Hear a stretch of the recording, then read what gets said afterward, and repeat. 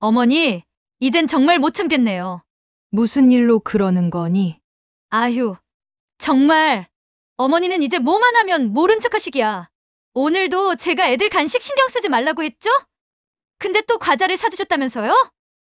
그게 우리 둘째가 아니, 말씀 좀 끝까지 들어보세요. 어머니, 지난달에 큰애 학원비 못 내서 얼마나 창피했는지 아세요? 연금 받으셨다면서 왜 매번 늦게 주시는 거예요? 미안하다.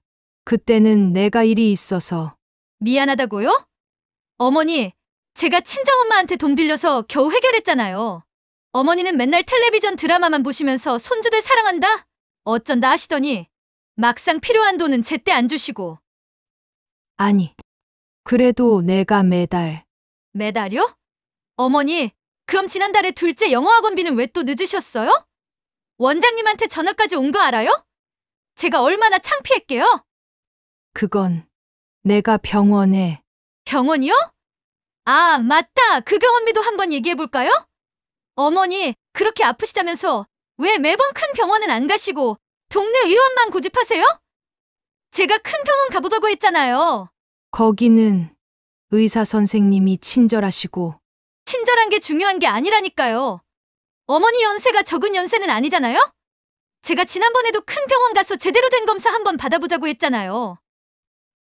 나는 괜찮은데 괜찮긴요. 어머니가 아프시면 누가 고생인 줄 아세요? 제가 다 챙겨드려야 하잖아요. 게다가 어머니는 애들 교육에도 하나도 신경 안 쓰시면서 누굴 고생시키려고 안 가신다는 건데요. 내가 어떻게 신경을 안 써.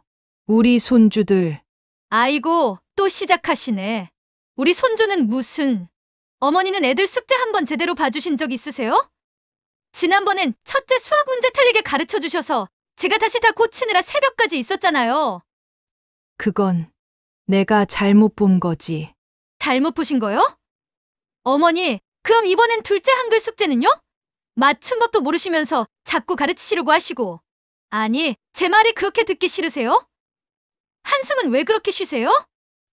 아니, 그게 아니라 어머님, 제가 지금 왜 이런 말씀을 드리는지 아세요? 어머니는 정말 애 하나도 제대로 못 보시고 도움이 전혀 안 된다고요. 여러분, 안녕하세요. 오늘도 저희 채널을 찾아주셔서 감사합니다. 세월이 내게 준 선물. 당신의 이야기를 전하는 세월의 지혜입니다. 영상이 도움이 되셨다면 구독과 좋아요 부탁드립니다. 알림 설정까지 해두시면 더 많은 이야기를 놓치지 않고 보실 수 있습니다. 오늘은 68세 김영숙 어르신의 사연을 들려드리겠습니다. 이번 사연은 손주들을 돌봐주는데도 감사는커녕 무시만 받던 한 어머니의 가슴 아픈 이야기입니다. 안녕하세요. 저는 올해 68, 김영숙입니다. 오늘 이렇게 제 이야기를 시작하려 합니다. 쉽지 않은 결정이었지만 저와 같은 처지의 노인 어르신들께 조금이나마 위로가 되고 싶어 이 자리에 섰습니다. 제 기억은 그날로 돌아갑니다. 16 해 전 꽃이 만발했던 봄날 제 아들 민수가 지금의 며느리 유진이를 처음 데려왔던 그날이 눈앞에 선합니다. 마치 어제 일처럼 생생하네요. 유진이는 앞치마를 두르고 제가 좋아하는 북어국을 끓여왔습니다. 그 모습이 얼마나 예쁘고 단정했는지 모릅니다. 어머님, 이거 제가 직접 끓여봤어요. 맛이 어떠세요? 지금도 그 해맑은 목소리가 선명합니다. 민수가 결혼한다고 했을 때 전 얼마나 기뻤는지 모릅니다. 아들 하나 키우느라 고생했던 세월 이제 며느리도 생기고 손주도 볼 생각에 가슴이 벅찼습니다. 그날이 떠오릅니다. 하얀 웨딩드레스를 입은 유진이가 저를 꼭 안아주며 했던 그 말. 어머님, 앞으로 제가 어머님 든든한 딸이 되어드릴게요. 그런데 세월이 참 무서운 것이더군요. 사람이, 그것도 한 집에서 살고 있는 가족이 어쩌다 이렇게까지 변할 수 있는지. 첫 손주가 태어났을 때였습니다. 그때만 해도 우리는 참 행복한 가정이었습니다. 밤이면 유진이는 아이를 잘 키우고 싶다며 육아책을 밤새 읽었고, 저는 며느리가 편하게 산후조리할 수 있도록 집안일을 도맡아 했죠. 하지만 둘째가 태어나고 얼마 지나지 않아 모든 게 조금씩 변하기 시작했습니다. 아직도 그때 유진이의 말투가 생생합니다. 어머님, 애기 분유는 제가 타놓은 걸로만 주세요. 어머님이 타시면 농도가 하나도 안 맞잖아요. 처음엔 그저 젊은 며느리의 걱정으로만 여겼습니다. 하지만 그때부터였던 것 같네요. 제 존재가 점점 작아지기 시작한 것이. 어머님, 애들 간식은 제가 챙길게요. 요즘 애들 알레르기도 많고 해서 아무거나 막 주시면 안 돼요. 명심해 주세요. 알겠다. 내가 알아서 하려무나. 그리고 어머님, 애들 옷도 제가 골라둔 것만 입히면 좋겠어요. 이런 말씀 드리기 좀 그렇지만 어머님이 사오시는 옷들마다 너무 촌스러워요. 그렇게 한 발 한 발 물러서다 보니 어느새 저는 그저 애 봐주는 할머니가 되어 있었습니다. 처음으로 며느리의 본색을 보게 된 건 첫 손주가 돌을 지난 즈음이었습니다. 그날도 여느 때처럼 아침부터 손주를 돌보고 있었죠. 우리 지역이 할머니가 맛있는 거 먹여줄까? 배가 고플 시간이어서 제가 늘 해주던 대로 이유식을 한 숟가락 떠먹이려는 순간이었습니다. 어머니, 뭐 하시는 거예요? 부엌에서 들려온 며느리의 고함 소리에 저도 모르게 손이 떨렸습니다. 지역이 배고플 시간 됐잖니. 제가 몇 번을 말씀드렸죠? 애기 음식은 제가 해둔 것만 먹이시라고요. 어머님이 해주신 거는 영양가가 너무 없어요. 그 말은 꼭 제 마음에 바늘을 꽂는 것 같았습니다. 새 아이를 키워낸 제가 손주 하나 못 해먹인다는 말이었으니까요. 미안하구나. 다음부터는 더 신경 쓰마. 다음부터는 더 조심해주세요. 요즘 애기들 키우는 게 옛날이랑은 달라요. 과학적으로 해야지 어머님처럼 감으로 하면 안 된다고요. 그 말을 하는 며느리의 눈빛이 차갑게 느껴졌습니다. 마치 제가 손주를 해칠 것처럼 경계하는 듯한 그 눈빛을 잊을 수가 없습니다. 그때부터였을까요? 며느리는 손주와 관련된 모든 일에 제 의견을 무시하기 시작했습니다. 어머님, 애기 목욕은 제가 시킬게요. 어머님은 수건만 준비해주세요. 어머님, 애기 옷은 제가 입힐게요. 어머님, 애기 이유식은 제가 해둔 거 데워서 주세요. 하나둘 제 손에서 떠나가는 일들이 늘어날수록 제 마음속엔 서운함이 쌓여갔습니다. 특히 가슴 아팠던 건 며느리가 다른 사람들 앞에서 저를 무시하는 말을 할 때였습니다. 친정어머니가 오셨을 때였죠. 며느리는 제가 주방에 있는 줄 모르고 이런 말을 했습니다. 어머니는 옛날 방식만 고집하셔서 정말 힘들어 죽겠어, 엄마. 내가 아무리 설명해도 이해를 못 하시니까. 애 키우는 게 2배로 힘들어. 그 말을 듣는 순간 제 마음이 찢어지는 것 같았습니다. 세월이 흘러마는 것이 변했다는 걸 저도 압니다. 하지만 아이를 사랑하는 마음만은 변한 게 없는데 제가 뭘 그렇게 힘들게 했다는 걸까요? 둘째가 태어나고 나서는 상황이 더 나빠졌습니다. 며느리는 큰아이 교육에 제가 끼어드는 것을 극도로 싫어했습니다. 어머님, 큰애 한글 가르치실 때 제가 드린 교재대로만 하세요. 어머님이 가르치시던 옛날 방식으로 하면 애가 혼란스러워해요. 알겠다. 내 말대로 할게. 그리고 어머님, 큰애한테 옛날 이야기 해주실 때도 좀 가려서 해주세요. 요즘 애들은 그런 무서운 이야기 들으면 안 좋아해요. 제가 들려주던 전래동화마저 교육에 좋지 않다며 못하게 했습니다. 손주들과 할 수 있는 일들이 하나 둘씩 사라져 갔어요. 어머님, 애들 간식은 제가 정해서 줄게요. 어머님은 애들 입맛만 버리시니까. 어머님, 애들 놀이터 데려가실 때는 꼭 제가 짜둔 시간에만 가주세요. 일과가 다 깨져버리잖아요. 매일매일이 조심스러웠습니다. 며느리 눈치를 보며 손주들과 함께하는 시간조차 마음 편히 보낼 수 없었죠. 그러다 결정적인 일이 일어났습니다. 큰 손주가 학교에서 받아온 알림장을 제가 잘못 보는 바람에 며느리가 학부모 모임에 늦게 가게 된 거였어요. 어머니, 이게 뭐 하시는 거예요? 제가 얼마나 창피했는지 아세요?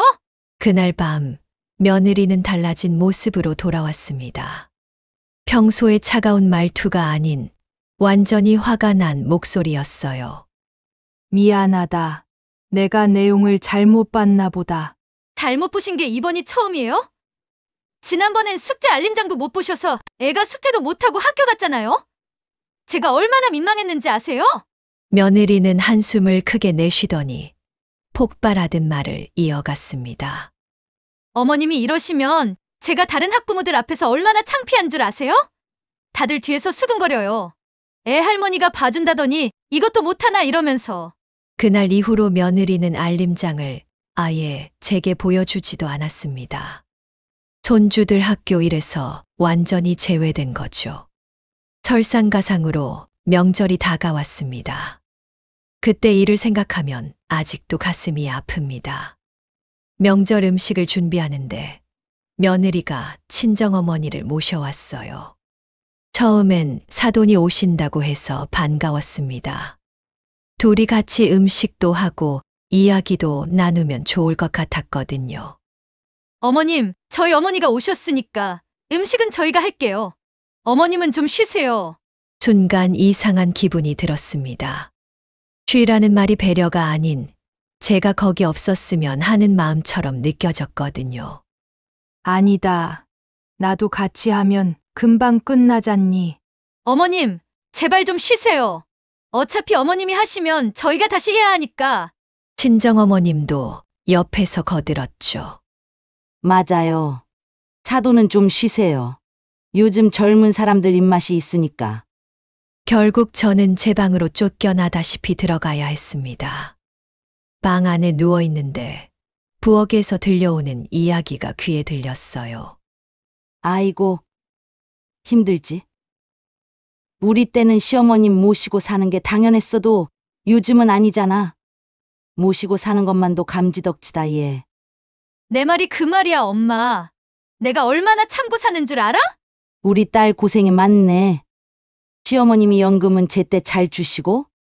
말도 마. 매번 늦게 주시면서 핑계는 얼마나 많으시다고. 그래서 애들 학원비도 제때 못 낼 때가 한두 번이 아니라니까.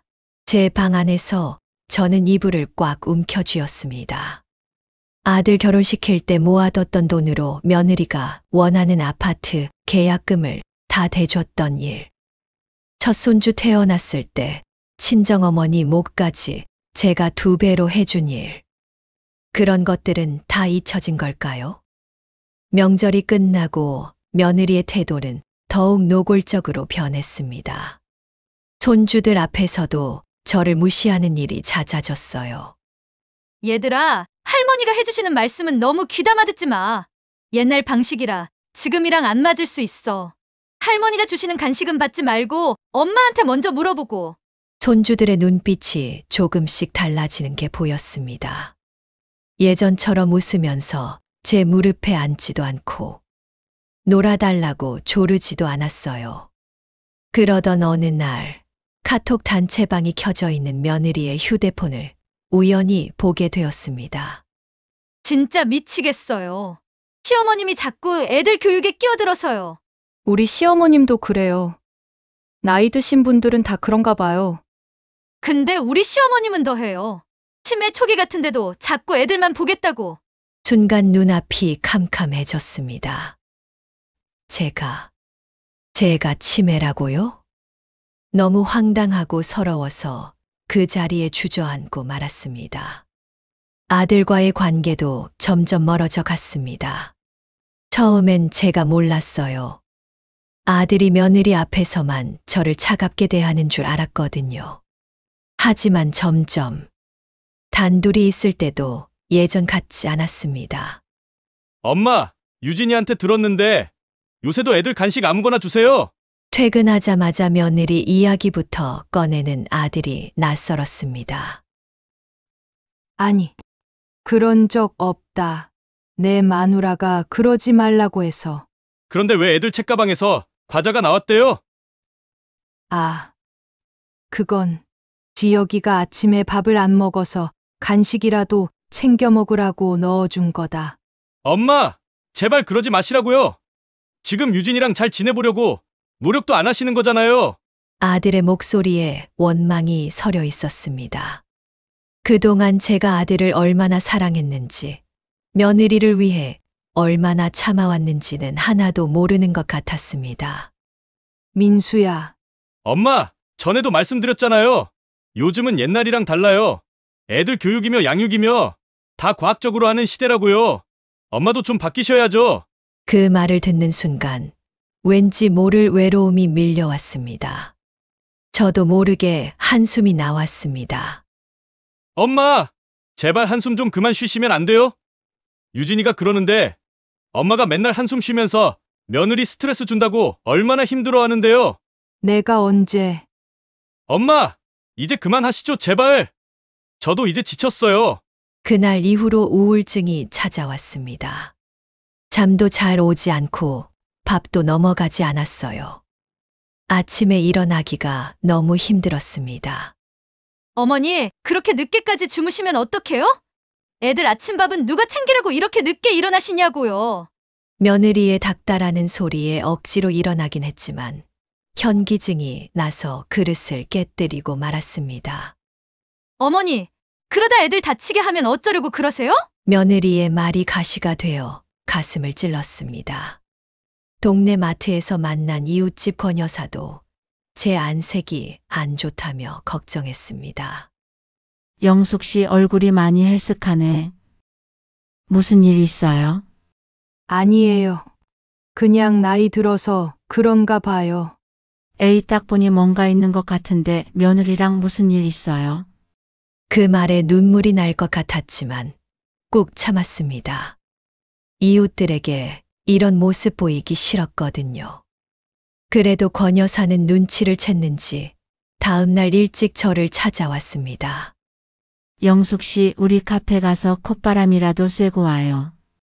누군가가 내 마음을 알아준다는 게 그렇게 고맙더라고요. 카페로 가는 길에 권 여사가 조심스레 물었습니다. 손주들은 잘 있어요? 그 말에 참았던 눈물이 터지고 말았습니다. 큰 손주가 이제는 절 피해요. 뭐만 하면 엄마가 할머니랑 하지 말래라고 하면서요. 아이고 세상에. 작은 손주는 이제 절 안 보려고까지 해요. 참았던 마음이 터지자 멈출 수가 없었습니다. 아들마저도 이제는 말을 잇지 못하고 흐느끼는 제 등을 권 여사가 토닥였습니다. 많이 힘들었겠네요. 그날 카페에서 속마음을 터놓고 나니 한결 마음이 후련해지더군요. 마음을 다잡고 잘해보려는 마음을 먹고 집으로 돌아갔습니다. 하지만 집에 돌아와 보니 며느리가 제 외출을 문제 삼더군요. 어머니, 대체 말도 없이 어디 가셨다 오신 거예요? 앞으로는 외출하실 때 꼭 말씀해 주세요. 마치 죄인이 된 것 같았습니다. 이제는 카페 가는 것조차 허락받아야 하나요? 그날 밤 텅 빈 방에 혼자 앉아 있으니 세상이 참 삭막하게 느껴졌습니다. 창밖은 이렇게 환한데 제 마음속은 왜 이리 어두워만 지는 건지 한탄스러웠습니다. 하지만 폭발 직전의 순간은 우연히 찾은 며느리의 블로그에서 시작됐습니다. 그날도 며느리는 모임이 있다며 외출했죠. 손주들은 학원에 가고 없는 시간, 청소를 하다가 며느리가 켜놓고 간 컴퓨터 화면에서 제 이야기가 눈에 들어왔습니다. 시어머니와의 갈등, 얼마나 더 참아야 하나요? 손이 떨렸습니다. 화면을 내리자 제 이야기가 줄줄이 나왔어요. 치매 초기 증상이 보이는데도 자꾸 애들을 보겠다고 고집부리시는 시어머님. 애들 교육에 올드한 사고방식을 강요하시는 시어머님. 연금을 무기로 자기 입지를 지키려 하시는 시어머님. 숨이 막혔습니다. 제가 이런 사람이었나요? 댓글들은 더 눈물이 났습니다. 세상에. 얼른 분가하셔야겠어요. 우리 언니도 시어머님 때문에 고생했어요. 견뎌내세요, 힘내세요. 요즘 시대에 시어머님이랑 같이 사는 게 말이 됩니까? 연금 받으시는 걸로 그렇게 군림하시려면 아예 독립하시라고 하세요. 하나같이 며느리를 위로하고 저를 비난하는 내용뿐이었습니다. 더 가슴 아픈 건 그 아래에 있는 사진들이었어요. 제가 TV 보는 모습, 꾸벅꾸벅 조는 모습, 심지어 손주들과 이야기하는 모습까지 전부 몰래 찍은 사진이더군요. 시어머님이 애들한테 또 옛날 얘기하시는 중 TV만 보시다가 애들 간식 시간 놓치고 이러다 애들 영어학원도 못 보낼까봐 걱정이에요. 사진마다 악의적인 댓글이 달려 있었습니다. 제 모습이 이렇게 추해 보였을까요? 그때였습니다. 큰 손주가 학원에서 일찍 돌아왔어요. 할머니, 뭐 하세요? 깜짝 놀라 뒤를 돌아보니 손주가 컴퓨터 화면을 보고 있었습니다. 손주 앞에서 이런 모습을 보이다니 순간 창피함이 밀려왔습니다. 하지만 더 마음이 아픈 건 그날 이후로 큰 손주 지혁이의 표정이 더욱 어두워졌다는 거예요. 이제는 학원에서 돌아와도 먼저 인사도 하지 않고 방에 들어가 문을 닫아버리더군요. 할머니, 저기. 엄마가 이제 할머니랑 같이 있지 말래요. 작은 손주가 어느 날 조심스레 말했습니다. 그 목소리가 얼마나 죄송하고 슬프던지. 결국 저는 방에서 나오는 시간을 줄이기 시작했습니다. 손주들 학원 보내고 나면 그대로 방에 틀어박혀 있었죠. 화장실 가는 것도 며느리 없을 때만 가고, 부엌도 며느리 없을 때만 갔습니다. 그러다 보니 몸무게가 눈에 띄게 줄었습니다. 거울 속 제 모습이 낯설더군요. 그런데도 며느리는 연금이 나오는 날만 되면 달라졌습니다. 어머님, 이번 달 애들 학원비는 언제 주실 거예요? 큰애 영어 캠프 비용도 생각해 주셔야 해요. 작은애 학습지 값은 어떻게 하실 거예요? 돈 이야기만 나오면 매몰차게 굴던 며느리가 갑자기 부드러운 말투를 쓰는 게 가슴 아팠습니다. 그러던 어느 날 아들이 며느리 폰을 우연히 보게 됐나 봅니다. 엄마, 혹시 유진이가 올린 글 보셨어요? 아들의 목소리가 떨렸습니다. 왜 말씀 안 하셨어요? 이렇게 힘드셨다는 걸 왜 말씀 안 하신 거예요? 처음으로 아들의 목소리에서 안타까움이 느껴졌습니다. 하지만 전 이미 지쳐 있었어요. 내 마누라 말이 다 맞다. 나는 치매에 걸린 것 같은 늙은이, 돈으로 군림하려는 못된 시어머니. 그게 나야. 엄마, 왜 그러셔요? 그 순간 현관문이 열리며 며느리가 들어왔습니다. 며느리의 표정이 순간 굳어지더니 제 뺨으로 손이 날아왔습니다. 이게 무슨... 며느리의 손이 제 뺨을 때린 순간 세상이 멈추는 것 같았습니다. 귀에서는 이명이 울리고 눈앞이 하얗게 변했어요. 유진아, 너 지금 뭐 하는 거야? 아들의 외침이 멀리서 들리는 것 같았습니다. 당신도 봤잖아. 어머님이 내 블로그 글 보신 거. 어머니, 이제는 제 사생활까지 감시하시겠다는 거예요? 며느리의 목소리가 히스테릭하게 올라갔습니다. 그래도 어떻게 이런 행동을 해? 엄마한테 손찌검하는 게 말이 돼? 도대체 정신이 있는 거야? 정신? 그래. 내가 정신이 나갔나 보네. 시어머님 눈치 보면서 매달 연금 타령 들으면서 이렇게 사느니 차라리 안 사는 게 낫겠다 정말. 그때였습니다. 학원에서 돌아온 큰 손주가 신발장에 우두커니 서 있었습니다. 엄마, 할머니, 아빠. 저희 모습을 본 큰 손주의 얼굴이 창백해졌습니다. 손에 들고 있던 가방을 떨어뜨리는 소리가 온 집안에 울렸어요. 너 왜 이렇게 일찍 왔어? 며느리의 목소리가 당황스러움으로 가득 찼습니다. 방금 엄마가 할머니 때린 거예요? 큰 손주의 목소리가 떨렸어요. 그 순간 며느리의 얼굴이 하얗게 변했습니다. 아니, 이건 그런 게 아니라 엄마가 할머니 때렸잖아요. 큰 손주의 눈에서 눈물이 흘렀습니다. 저는 얼른 손주에게 달려가 안아주려 했지만 오지 마세요. 할머니도, 엄마도. 다들 오지 마시라고요. 손주는 그대로 밖으로 뛰쳐나가 버렸습니다.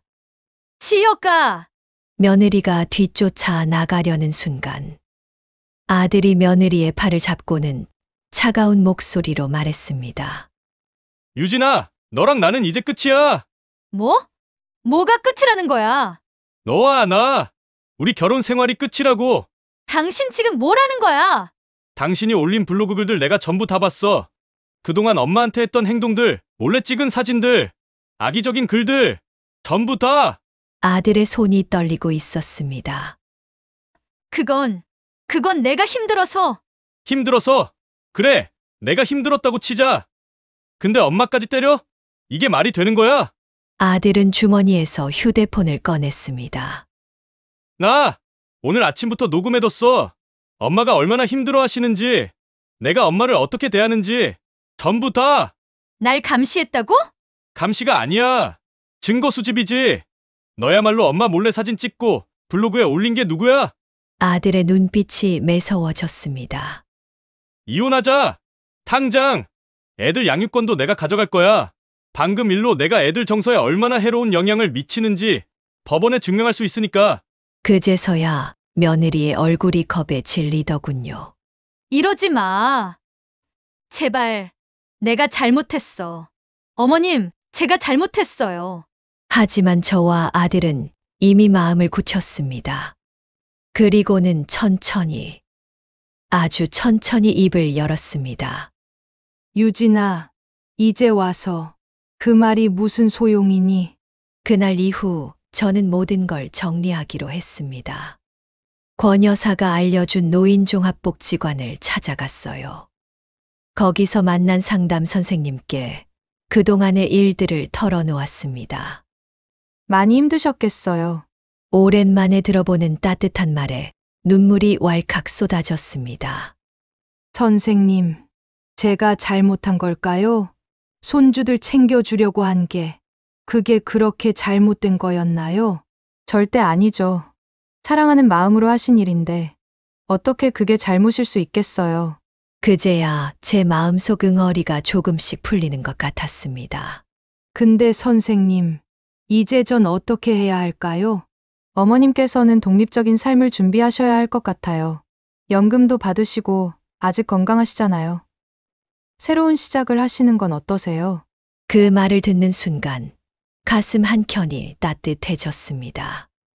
그동안은 생각지도 못했던 나만의 삶. 이제야 그 가능성이 보이기 시작했어요. 복지관에서 소개해준 실버 택배 일도 시작했습니다. 처음에는 겁이 났지만 막상 시작하니 할만하더군요. 오히려 매일 걷고 움직이니 건강해지는 것 같았습니다. 영숙 씨 오늘도 일찍 나오셨네요. 복지관 앞에서 만난 박 여사가 반갑게 인사를 건넸습니다. 네, 이제 적응이 됐나 봐요. 아침 일찍 일어나는 게 힘들지 않네요. 영숙 씨 요새 얼굴이 엄청 좋아지셨어요. 젊어 보이시기까지 해요. 실제로 거울을 보면 제 얼굴이 달라진 게 느껴졌습니다. 눈빛도 맑아지고 피부도 좋아진 것 같았어요. 아들도 변화가 시작됐습니다. 작은 원룸을 얻어 독립하겠다는 제 말에 처음엔 반대했지만 저를 응원해 주었습니다. 엄마, 정말 혼자 사실 수 있으시겠어요? 그럼 내가 얼마나 독하다고. 이제 내 인생도 좀 살아봐야지. 엄마, 죄송해요. 그동안 제가 엄마 마음도 모르고. 아니다. 너는 내 할 일 했을 뿐이야. 이제는 내가 내 삶을 찾아갈 차례라서 그래. 실버 택배 일을 시작하고 얼마 안 됐을 때였습니다. 배달을 가던 중 우연히 손주들을 만났어요. 할머니, 달려와 안기는 손주들의 품이 따뜻했습니다. 할머니 요새 어디 사세요? 할머니는 왜 우리 집에 안 계세요? 그때 마침 아들이 손주들을 데리러 왔더군요. 얘들아, 할머니가 지금은 따로 사시는 거야. 할머니도 이제 새로운 생활을 시작하시는 거지. 아들이 손주들에게 설명해 주는 모습이 대견했습니다. 그럼 우리가 할머니 집에 놀러 가도 돼요? 그래, 주말에 가자. 엄마도 괜찮으시죠? 눈시울이 붉어졌습니다. 떨어져 있어도 이렇게 만날 수 있다는 게 오히려 더 좋은 것 같았어요. 복지관에서는 매주 목요일마다 마음 나누기 모임이 있었습니다. 저와 비슷한 처지의 어르신들이 모여 서로의 이야기를 나누는 시간이었죠. 저는 말이에요. 처음에는 너무 서러워서 매일 울기만 했어요. 근데 이제는 달라요. 내 삶이 있다는 게 이렇게 행복할 줄이야. 김순자 여사의 말씀에 다들 고개를 끄덕였습니다. 맞아요. 저도 그래요. 이제는 아침에 눈 뜨면 제일 먼저 거울 보면서 오늘도 파이팅 외치는 게 일과예요. 웃음소리가 가득한 교실에서 저는 문득 깨달았습니다. 이제야 진짜 제 모습을 찾아가고 있다는 걸. 영숙 씨 이번 주말에는 우리 다 같이 등산 가기로 했잖아요. 잊지 않으셨죠? 박 여사의 말에 밝게 웃으며 대답했습니다. 네, 당연하죠. 제가 요새 실버 택배하면서 다리가 엄청 튼튼해졌다고요. 산이라고 못 오르겠어요? 이제는 제 안에 있던 분노도 서서히 녹아내리고 있었습니다. 새로운 삶이 시작된 거겠죠. 제가 새로운 삶을 시작할 무렵 아들은 며느리와의 이혼 소송을 시작했습니다. 엄마, 제가 다 준비해뒀으니 걱정 마세요. 유진이가 그동안 엄마를 어떻게 학대했는지, 블로그에 뭐라고 썼는지, SNS 게시물들까지 다 준비해뒀어요. 민수야, 그래도 애들 엄만데. 안 돼요, 엄마. 이번엔 제가 나서야 해요. 그동안 엄마가 얼마나 참으셨는데, 이번에도 그냥 넘어갈 순 없어요. 아들이 준비한 자료들을 보니 놀라웠습니다. 제가 모르는 사이에 며느리가 올린 글들이 수두룩했어요. 시어머니와 살지 마세요. 절대로. 시어머니 모시고 사는 게 제 인생 최대의 실수였네요. 연금으로 자식들 학원비 주면서 군림하시는 시어머님. 거기에는 지난번에도 보았던 제 일거수일투족을 찍은 사진들도 있었습니다. 이건 명백한 불법 촬영이에요. 엄마, 게다가 이런 사진을 무단으로 SNS에 올린 것도 처벌 대상이고요. 아들은 이미 전문적인 법률 상담도 받아뒀더군요. 그리고 어머니 뺨을 때린 날, 제가 녹음해둔 것도 있어요. 아이고, 녹음했다는 말이 진짜였어? 네, 그날 아침부터 전부 녹음했어요. 어머니를 의심하고 괴롭히는 말들, 폭력을 휘두르는 순간까지 전부 다요. 법원의 증거로 제출된 자료들은 판사님을 깜짝 놀라게 했다고 합니다. 피고 정유진 씨, 이런 행위들이 가정폭력에 해당한다는 걸 아십니까? 게다가 미성년자인 자녀들 앞에서 할머니에게 폭력을 행사한 것은 아동학대의 소지도 있습니다. 며느리는 법정에서 한없이 작아졌다고 합니다. 결국 이혼이 성립됐고 양육권은 아들이 가져가게 됐습니다. 위자료도 꽤 큰 금액이 책정됐다고 해요. 당신, 이제 알았지? 엄마를 괴롭힌 대가가 얼마나 큰지. 아들이 마지막으로 며느리에게 한 말이라고 합니다. 당신이 그토록 아끼던 재산, 이제 전부 양육비로 보내야 할 거야. 그동안 엄마 연금으로 애들 학원비 받아가면서 뒤에서는 험담한 대가 제대로 치러. 며느리는 무릎을 꿇고 빌었다고 합니다. 제발 이러지 마. 내가 잘못했어. 어머님께도 무릎 꿇고 빌게. 하지만 아들은 단호했습니다. 이제 와서 빈다고 해결될 일이 아니야. 엄마가 겪으신 고통, 우리 애들이 받은 상처. 이런 건 돈으로도 갚을 수도 없는 일이야. 재판이 끝난 후 아들이 저를 찾아왔습니다. 엄마, 재판 잘 끝내고 왔어요. 엄마가 억울함이 조금이라도 풀리셔야 하는데. 아니야. 난 괜찮아. 그렇게까지 할 필요는 없었는데. 아니에요. 엄마. 제가 더 일찍 알았어야 했는데, 더 일찍 엄마 편이 되어드렸어야 했는데, 죄송해요. 아들의 눈에 눈물이 고였습니다. 이제부터라도 제가 진짜 효도하는 아들이 될게요. 너는 이미 충분히 잘하고 있어. 엄마, 이제 행복해. 이제 저는 매일 아침 일찍 일어나 실버 택배 일을 나갑니다. 작지만 깔끔한 원룸에서 혼자 살고 있고요. 처음엔 걱정도 많았지만 지금은 이런 생활이 더 행복합니다. 주말이면 아들과 손주들이 찾아옵니다. 이제는 같이 살지 않아서 그런지 오히려 더 반갑고 정이 깊어지는 것 같습니다. 할머니, 다음 주말에도 찾아와도 돼요? 큰 손주의 목소리에서 더 이상 어두움은 찾아볼 수 없습니다. 오히려 전보다 더 밝아진 것 같았습니다. 당연하지. 할머니가 맛있는 거 해줄게. 할머니가 해주시는 음식이 제일 맛있어요. 작은 손주도 이제는 제 무릎에 앉아 옛날 이야기를 조르곤 합니다. 아들도 많이 달라졌어요. 이제는 매일 아침 저녁으로 전화가 옵니다. 엄마, 오늘도 일하러 가세요? 너무 무리하지 마세요. 식사 잘 챙기시고요. 가끔은 귀찮기도 하지만 그래도 이런 관심이 참 좋습니다.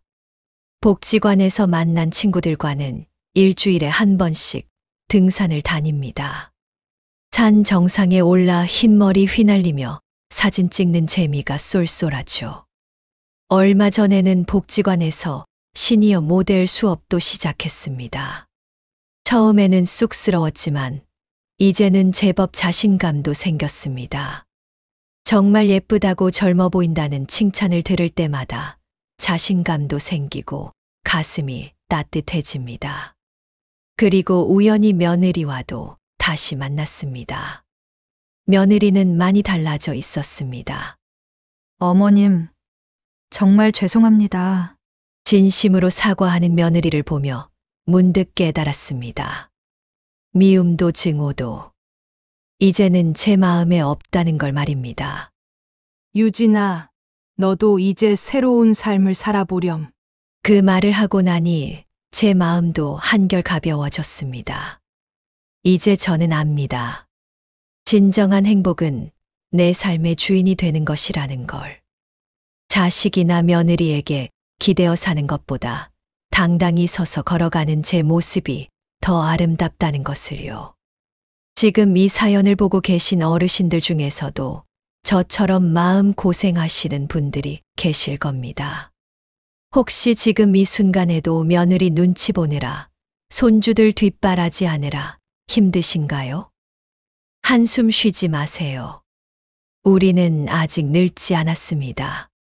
제가 그랬듯 여러분도 새로운 삶을 시작하실 수 있어요. 복지관도 있고, 일자리도 있고, 무엇보다 우리에겐 아직 꿈이 있지 않습니까? 그 꿈을 향해 한 걸음씩 나아가다 보면 어느새 행복이 찾아올 거예요. 이제 저는 더 이상 누군가의 시어머니가 아닌 김영숙으로 살아갑니다. 여러분도 당신만의 이름으로 당신만의 인생을 새롭게 시작하셨으면 좋겠습니다. 오늘도 세월의 지혜를 시청해 주신 여러분, 진심으로 감사드립니다. 우리 어르신들의 이야기에 공감하시고 위로받으셨다면 구독과 좋아요로 힘이 되어주세요. 시청자 여러분의 관심과 사랑이 우리 어르신들에게 큰 힘이 됩니다. 더욱 따뜻한